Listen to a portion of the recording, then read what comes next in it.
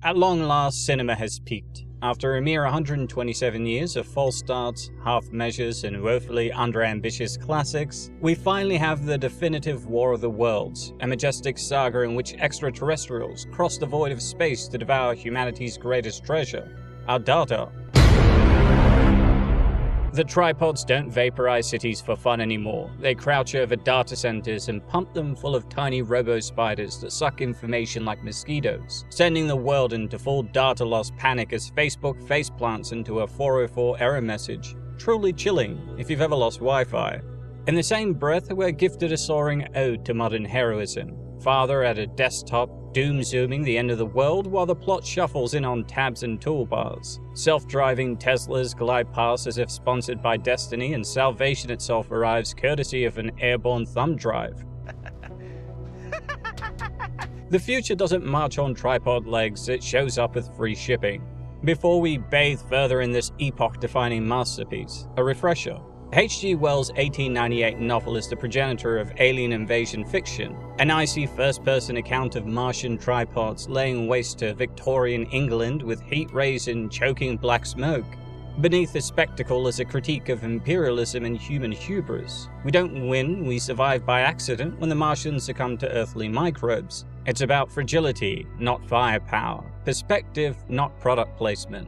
And across a century, everyone has had a go. Orson Welles' 1938 radio drama turned America's nerves into firewood, with the mass panic legend now seen as, let's say, exaggerated.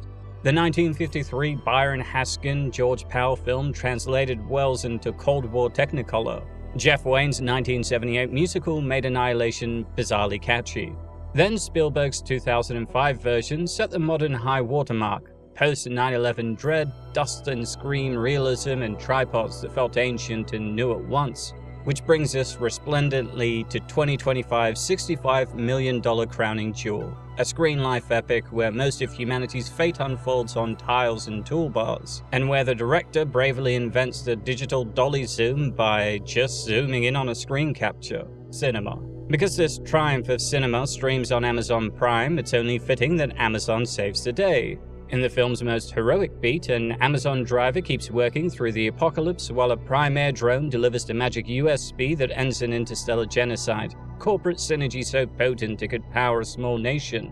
If you are wondering who replaces the cavalry in 2025, it's 2-day shipping.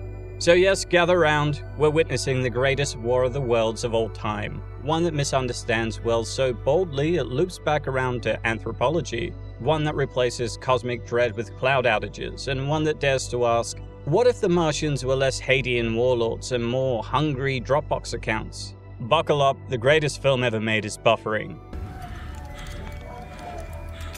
We open on Ice Cube's Will Radford, a lone Department of Homeland Security analyst on a Sunday graveyard shift, which conveniently explains why he appears to be the only person on payroll during the end of the world. I'm not kidding, my man is the only person working today. His day job is tracking the hacker called the Disruptor while bantering with NASA pal Sandra about the weird weather. Sandra spams Radford with tornadoes and hurricanes, a biblical montage. He replies with a deep analytical vocabulary of, "Alright, that's crazy right there." And then the bureaucratic mic drop. "Nope, I watch people, not weather." Wow, that's deep. Really deep. Accidentally brilliant, a surveillance guy so locked into his job description he ignores the sky falling. His real pastime is misusing government surveillance to helicopter parent 2 grown children. He remotes into his son Dave's PC to stop a video game, stalks his pregnant daughter Faith via hack cameras, and no really, spies on a refrigerator. "Let's just say me and your fridge is pretty tight." You hacked my fridge? He says, which is less a dad joke and more evidence for the restraining order. As character work, it's meant to be overprotective father guilt. As executed, it's creepy and incoherent, immediately undercutting audience sympathy. The family drama is introduced, but emotionally DOA.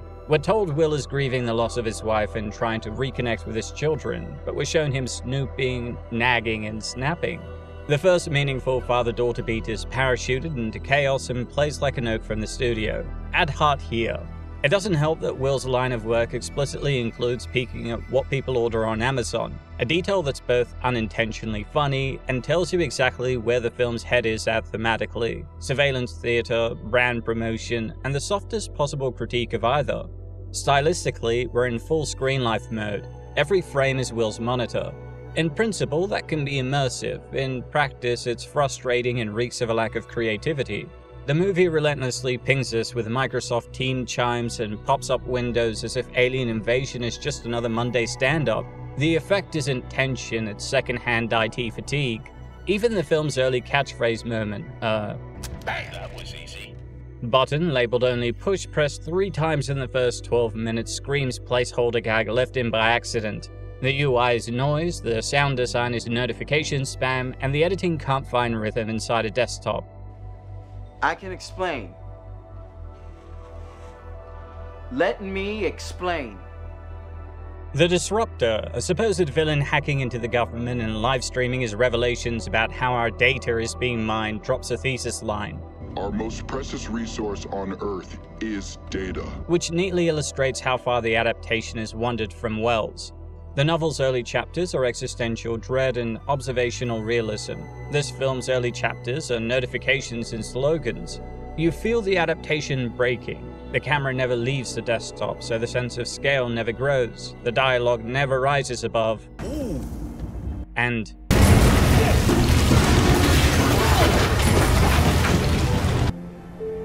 perfection. so the tone never deepens. It's an alien apocalypse filtered through corporate video cadence.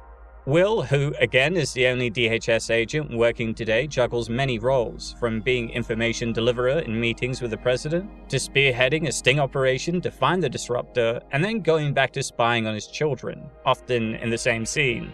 All right, I love you.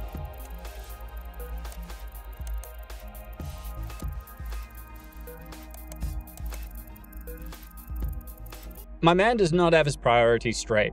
Unfortunately for humanity, the strike team arrives at the broadcast location to learn that he was using a decoy, just as the alien invasion begins around them.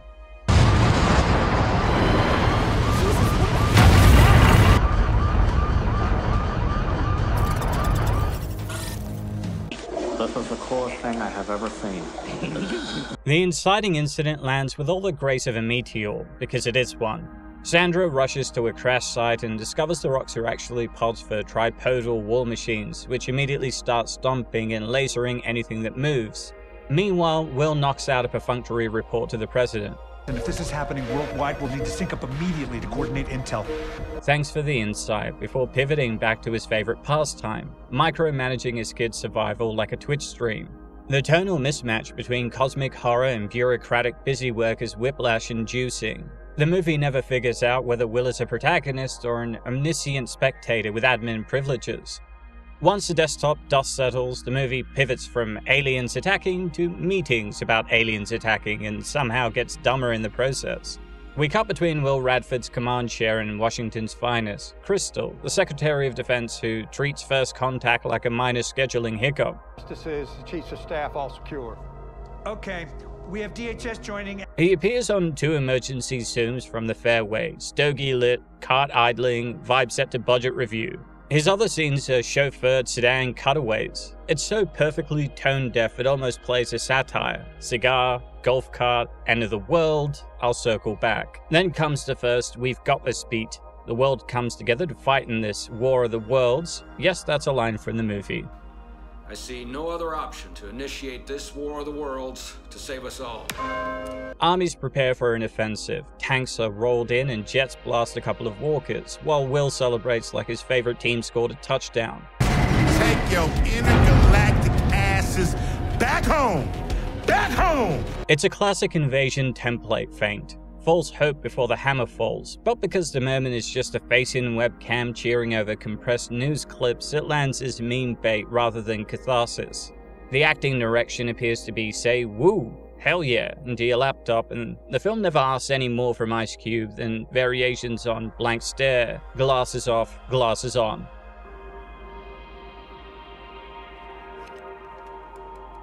Will's crisis toolkit is literally a loop of commands to his kids. Listen to me.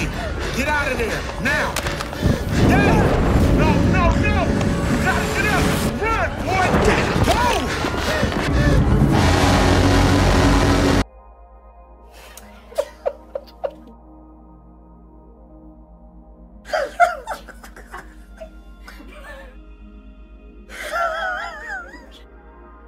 punctuated by dramatic glasses on-off choreography, as if eyewear modulation equals tactics. Ice Cube isn't playing a character so much as speedrunning reactions from behind a desk, or more accurately, behind a green screen, which you can often see in the reflection of his glasses. Whether the city is falling, his son and daughter are in peril, or the world is ending, it's the same handful of expressions between sponsored segments. This isn't character, it's an emote reel. Almost immediately, the movie sprints to its big idea. The tripods converge on data centers, plug in a metal tentacle, and flood buildings with tiny robo-spiders that consume data. A red banner screams full data loss, planes fall out of the sky, oil rigs explode, and most chillingly, Facebook 4.0 falls. It's conceptually goofy, especially the implied data causes tanks to rust visual, but the bigger problem is world building. The film offers no rules for how data depletion translates to global kinetic failures. If data equals blood for the aliens, fine, sell the metaphor. Here the script simply points at anything with electricity and shouts, "The cloud!" It's not science, it's superstition with a progress bar. In full disclosure, in the Goliath documents that I'm releasing to The performances are rough across the board. Off-camera voiceover reads like temp tracks recorded without context, which is deadly when the format depends on voices to carry weight. Ice Cube is mildly reacting, Eva Longoria is narrating weather, and everyone else feels piped in from a different project. The movie wants immediacy. What we get is a cold read over B-roll. Editing and pacing already suspect this early. The desktop grammar should be crisp and purposeful. Instead, we get aimless window shuffling, redundant beats, and timing choices that smother momentum. Even a basic escalation, meteors, first strike, false victory, feels oddly frictionless because the movie refuses to leave the safety of the graphical user interface. And the constant Teams ringtone turns every crisis into a calendar invite. Much of the problem stems from the fact that the entire movie is shown to us from Will's computer screen, and to rationalize the conceit and explain why he isn't out there looking for his kids, we get a line about his building being on lockdown. Access denied. Worst of all, for a War of the Worlds adaptation, it replaces Wellesian awe and terror with internet ephemera. In the book, the opening is all dawning horror and civic unraveling. Here it's a front row seat to "your memories are deleting on Facebook," a gag that's admittedly darkly funny but emblematic of the film's priorities. Not people on streets, but people on screens. The choice could have been profound. How would we witness the end now? But the writing never makes a desktop a lens, it makes it a cage. So what do we have? A protagonist defined by surveillance abuse, an invasion rendered as a slideshow, an early victory that registers as a meme, and a data vampire premise introduced without any rules. As cinema, it's airless. As adaptation, it's impatient. As a thriller, it's allergic to tension.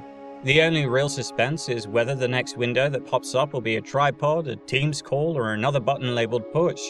If the goal was to show how we'd experience an invasion today, sure, most would be transfixed by their screens while the world burns just off camera. But that's also the problem.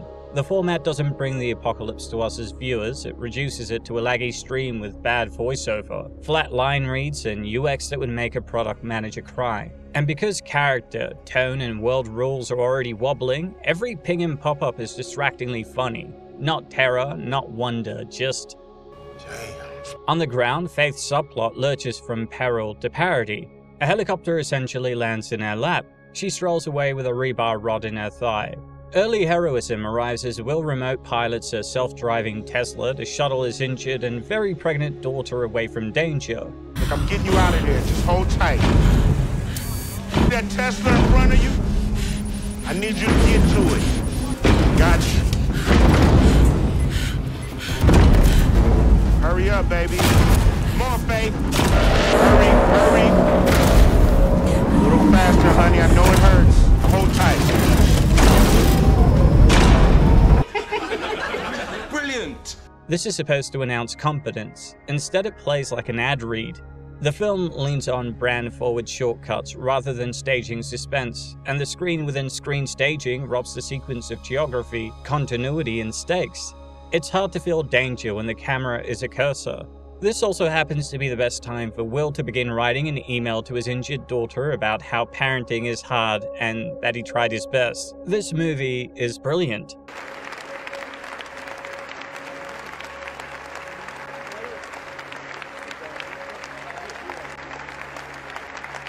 Will then patches into her Amazon driver boyfriend Mark, who finds her and improvises a tourniquet with packing tape. Either she's got mutant healing or the movie thinks femoral arteries are optional DLC. No, Mark, no! Trust me. I'm a pro.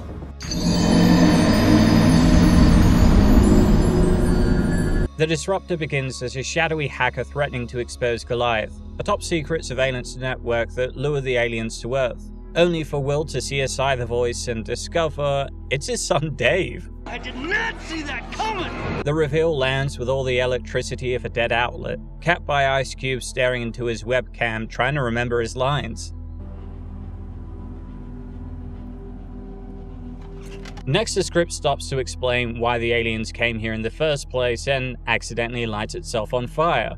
Will receives decades of classified Goliath files revealing the government knew the machines feed on data, that they've arrived here multiple times before, including the 1947 Roswell incident, and that Homeland activated an Orwellian mass surveillance program anyway, essentially shining a bat signal for space invaders. The logic bomb detonates on impact. What exactly were the Martians trying to harvest in 1947? Filing cabinets? Carbon copies? The film shrugs and sprints onward. Character work fares no better. Will's confrontation with Briggs about his role in Goliath should be a moral fulcrum. Instead, it's a meme. If you risked all of our lives just to spy on people's Amazon cart. The line only exposes how brand gags keep undercutting any serious point about surveillance. After getting kicked out of the system by Briggs and essentially fired from his job, Will's son hacks him back in and we get the line, "All right, Disruptor. Let's disrupt some shit." Someone wrote that, someone paid for it, he said it, we all had to suffer. The film then finally explores the father-son dynamic, mostly to prove Will is hilariously bad at his job. He never thought to pitch shift the voice he's been chasing for years, then celebrates basic account access like a Super Bowl. Touchdown! Touchdown! Touchdown! Kiss my ass, Briggs. 3 takes in a row, each with its own cut like the editor added the blooper reel into the final cut of the movie. The hacker plan that follows showcases Will's computer chops, i.e. right-clicking menus, yelling at his AI, and typing magic phrases like generate master key as though Windows has a hack the planet button. It's war games by way of watching your uncle try to fix Facebook. As the investigation plays out, the rules keep wobbling. The grid is down, yet video calls, uploads, and VoIP exposition continue humming along whenever the plot needs them. Will, his son, and his gang of hackers even set out to upload the truth, while the movie itself reminds us that the internet is off. It's a massive world building and continuity error.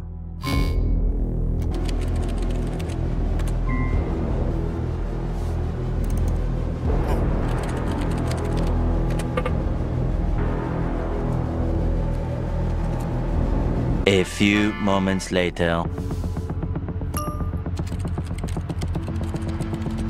You ever spy on someone again?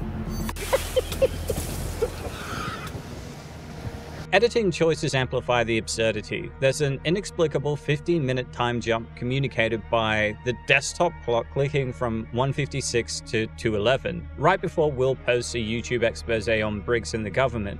Then we're back to business. No texture, no consequence, just the feeling of a timeline sliding around in the edit bay like a loose JPEG. That's it. No visual or narrative beat, just a clock hop that raises more questions than it answers and accidentally implies every other minute is in real time. On that note, the entire start of the invasion, global military response, attempts to save family, major revelations, and resolution takes place over an hour and a half. The performances also continue to lean heavily on cold voiceovers that sound recorded in a vacuum, line reads that would be fine narrating a forklift safety training video, not the extinction of mankind. When your format depends on voices carrying the drama, GPS monotone is not a tone. Having blamed a surveillance operation for ringing the dinner bell, the film swerves into a "we can defeat aliens with a laptops" arc. Will, Dave, and a squad of desktop gladiators decide to push a software virus payload to the invaders. Arms away.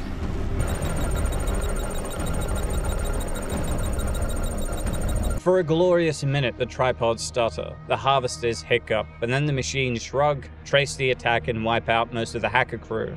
This also gives us the film's greatest line reading. After Will thinks his son has died as the aliens trace the location of the hackers and destroyed their homes, the son pops up alive. Will only hid his IP address and used a decoy. Dad scolds him for saving his friend's house instead of the family home, then signs off with corporate boilerplate.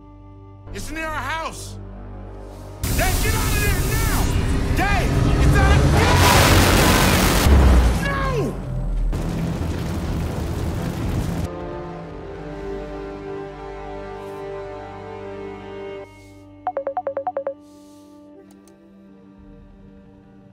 What is this? Frickin' intense. My God, man!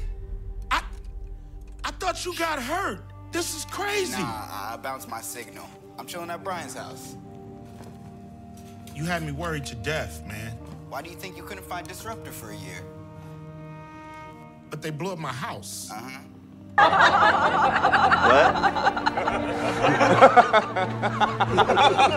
It's the only invasion movie where the emotional low point is written like an email to HR.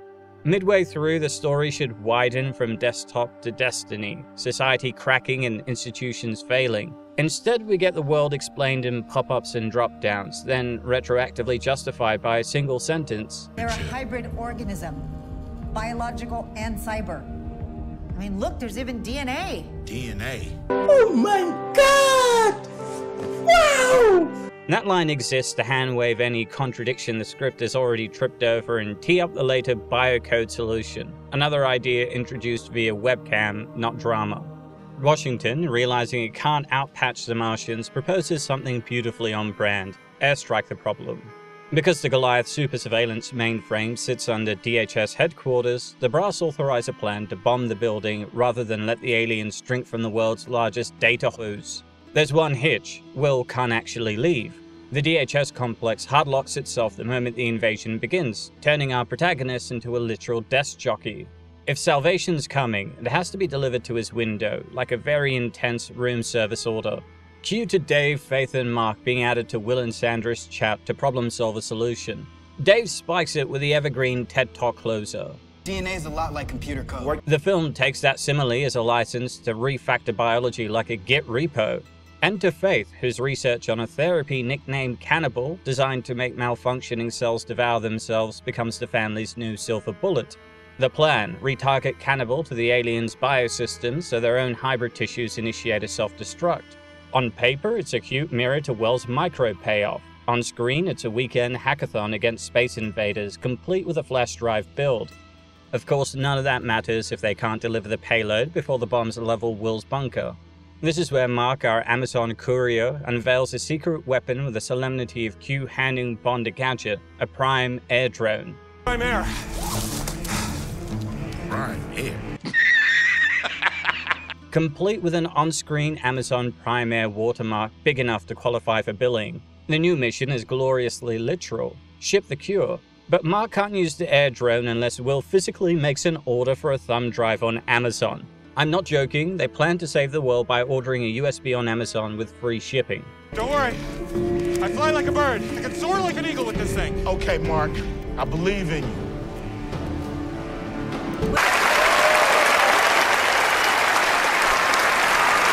The movie even gives the plan an appropriately slapstick obstacle. Mid-flight, an alien tentacle swats the drone out of the sky. Faith and Dave immediately pivot to flagging down a random homeless man and recruit him in a WhatsApp chat.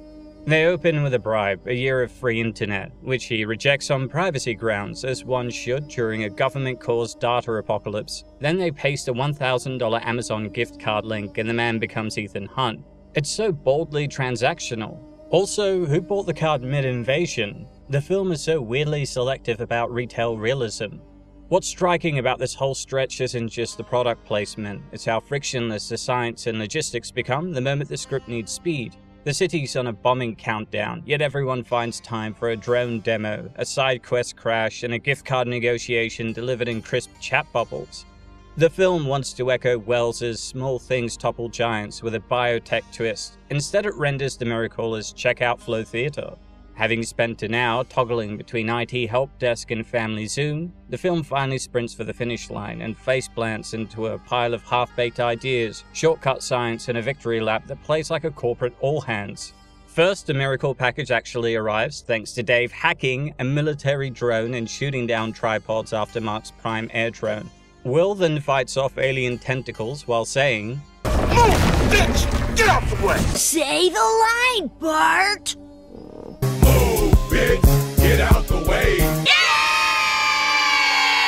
I told you, this is the film of the year. And inside is the family's bespoke fix, a flash drive containing a retargeted version of Faith's cannibal therapy. The plan is beautifully literal. Plug Cure into bunker, feed Cure to the spiders, let their hybrid biology implode. Will bellows his big hero line. Alright, Goliath, it's dinner time! And pushes the payload. The cyborg harvesters begin to seize up, the tripods fall, and the global invasion collapses like a Windows update that bricked every device at once. If that sounds suspiciously easy, the movie agrees, and then does it anyway. The script can't decide whether the aliens die because the bio payload got into their wetware or because shutting down the Goliath mainframe somehow starves him of data. Which is it, biology or bandwidth? The movie answers yes. For a story that spent so long trying to tell us the rules, the climax is all vibes. Even on its own terms, the logistics are a blur. How does a thumb drive in one secure facility propagate a biosolution to every harvester on Earth? Are we patching DNA over TCP/IP? Did those spiders all share a single, exquisitely insecure firmware? The film never stages a mechanism, it just cuts from Will's. Alright, Goliath, it's dinner time! To global shutdown as if the planet were one big land party. Wells's brutal irony is completely ignored. In the novel, microbes win by accident. Here, a modified gene fix compiles in minutes and pushes worldwide because the plot says so. It's less H.G. Wells and more H.G. Well... Move, bitch! Get out the way! Then comes a tonal whiplash parade. Briggs is arrested as if the film suddenly remembered it promised accountability, but then it immediately forgets accountability with the government, personified by Gulf Corps Secretary of Defense Walter Crystal, immediately offering Will a job leading a new surveillance program. He wants you to pioneer a new data collecting protocol that doesn't invade people's personal privacy. Replace your dystopia with a friendlier dystopia. Problem solved. This is not a resolution. This is madness. Will declines with a line that tries to be gangster and lands more like self-parody. I'm done watching us. From now on, I'm watching you guys. He finally heads to Faith's baby shower, which he actually wasn't invited to at the start, because after collapsing an interstellar war and dismantling Big Brother, what you really need is cupcakes and family. And the government doesn't come after him, despite him literally threatening the Secretary of Defense. As an adaptation, the ending is its most revealing failure. The classic ending is a cosmic joke at humanity's expense. We're spared not by ingenuity or empire, but by nature's indifference. This version keeps the shell, a microscopic undoing, and replaces the meaning. Accidental grace becomes deliberate brand-adjacent genius. Instead of wrestling with Wells' themes, imperial hubris, fragility, perspective, the film flirts with surveillance, but nicer. It even congratulates the marketplace for saving the day, which is certainly a message, just not one the source material would recognize as valid. The movie waves at the novel's imagery, tripods and heat ray echoes, but swaps blood for tweets, pathogens for patch notes, and ore for ad inventory. You can almost see the boardroom bullet points, short runtime, recognizable IP, ISQ, heroic brand cameo. What you can't feel is scale, consequence, or the wonder that made Wells' finale sting. The apocalypse ends not with a gasp or a shudder, but with a thanks for your purchase energy, and a hero who exits the frame promising to keep watching. This isn't just a bad screen life experiment, it's a feature-length proof that the wrong form can melt a brilliant story's bones. The movie takes a global invasion tale and squeezes it into a desktop window, then forgets its own rules so often that the frame feels like a cul-de-sac. The format could have worked, but here it gets treated like a cheat code. Cut to a news clip, CCTV, a random webcam, and call it scope. Worse, the filmmakers can't even stay inside the frame they choose. You get impossible camera moves that shatter the conceit on contact. It's not immersive, it's incoherent. Direction and editing feel like a cursed Zoom recording stitched together by a sleep-deprived assistant editor. Long, airless holds and cutaways to stock carnage stand in for rhythm, while the movie keeps interleaving live feeds with a grab bag disaster footage and bug and CGI. Even the sound design is comic by accident. That relentlessly perky team's ringtone keeps pinging through scenes of annihilation like your project manager scheduled a meeting inside Armageddon. As for the performances, nearly everyone reads like they're seeing the script for the first time. Because voiceover carries so much of this format, the flatness becomes its own special effect. Ice Cube cycles between weary bark and blank stare, while the supporting cast sleepwalks through green screen crisis. The movie needs intimacy to offset its limited vantage, but the acting is vacuum sealed. World building collapses as soon as you spend a second thinking about it. Tanks apparently rust mid-battle because data? Facebook doesn't just go down. The app solemnly informs you your memories are vanishing in real time, which is both the most accidentally dystopian idea here and the most plausible product brainstorm. The aliens are data feeders, a notion the movie keeps restating without ever dramatizing, and when it reaches for lore, it face plants. The screenplay asks you to blink past a century it breaks. The satire, meanwhile, is all over the place. Government overreach is bad, says the movie, unless a control room hero needs it. Then it's a Swiss Army knife. Tech giants getting granular with your life. The script disapproves Washington for peeking at your shopping cart while turning Amazon brand integration into a messianic glow. By the climactic push, even the on-screen watermarking feels like it's asking for a co-producer credit. There's a difference between product placement and product plot, and this sits firmly in the latter. The film's production context explains the issues. Conceived during the lockdown and then shelved for years before a sudden prime dump with barely a trailer, it carries that pandemic workaround DNA. You can feel the corner cutting in the composites, in the dead air between lines, in the way a supposedly teaming agency is staffed by one guy. And yet, in the hilarious math of the internet, that very clumsiness became marketing and pushed it up Prime's charts, even as critics consigned it to the all-time worst lists. The poster's own tagline, "It's worse than you think," reads like a dare the movie keeps winning. If there's a single unifying problem, it's sincerity drift. The format needs human texture, faces you believe, choices with friction, silence that means something. This gives you drop-down menus, placeless, stock mayhem, and dialogue that announces theme instead of creating it. By the time the credits roll, you haven't watched a calamity unfold so much as a browser history panic. And yet that very wrongness has a social utility. It is undeniably one of the most entertaining movies I have ever seen. As cinema, it's a fiasco. As a case study, it's invaluable. If you want to understand how acting, editing, world rules, ethics, and adaptation can all fail in concert, and how brand worship can sandblast a theme, this is your Rosetta Stone, or at least your desktop wallpaper.